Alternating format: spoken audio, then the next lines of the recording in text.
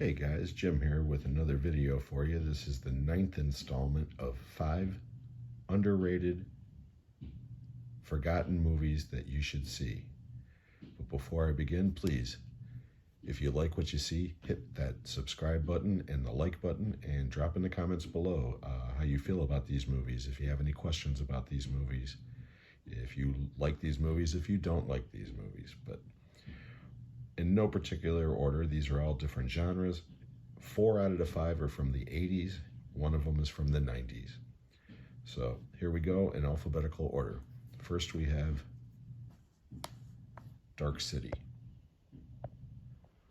I know this is a very popular cult movie now, and it was critically acclaimed at the time.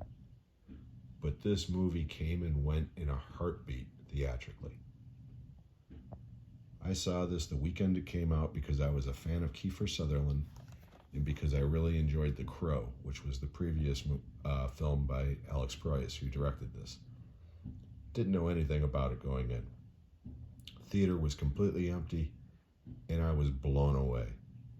About a year later when The Matrix came out, and I was blown away again because The Matrix is a masterpiece. But the whole time I was watching The Matrix in the theater, I kept thinking, wow, this reminds me of Dark City. This movie's awesome. Please check it out if you haven't seen it. Out of the 5 recommendations from this episode, this one's probably the least known. The Doctor and the Devils. This is from 1985. This was a blind buy for me when I bought it originally, mainly because of the cast. We'll get into the cast in a second, but there's a synopsis of what this movie is, and apparently this is based on a possible true story. But this cast is impeccable. Timothy Dalton, Jonathan Pryce, Twiggy, Gillian Sands, Stephen Ray, Patrick Stewart shows up in this, and there's a host of others. And apparently Mel Brooks was one of the people behind this. This is a great slow burn movie. It really took me by surprise, and it's a very good movie. After I watched it, I liked it, but I couldn't get it out of my head for about a week. It's a really good movie. Next, from 1984, Dreamscape. This is one of the coolest posters ever. I remember this theatrical poster. I was working at the theater as an usher at the time. And I loved the movie then, and I love it now. This movie's got all kinds of genres mixed in. A little bit of horror, a little bit of sci-fi, a little bit of romance, a little bit of action, a little bit of comedy. Even has a little bit of kung fu at the end. But this movie's fantastic. Directed by Joseph Rubin, co-wrote by Chuck Russell, who went on to direct Dream Warriors. And there's some similarities between the two, although Dream Warriors is definitely more of a horror movie than this. But Dreamscape is a real fun movie. So if you've never seen it, check it out. Next, we have a Cannon film from 1985, believe it or not. But it's Runaway Train with John Voight, Eric Roberts, and Rebecca De Mornay. And John Ryan. I gotta mention John Ryan. He's crazy in this.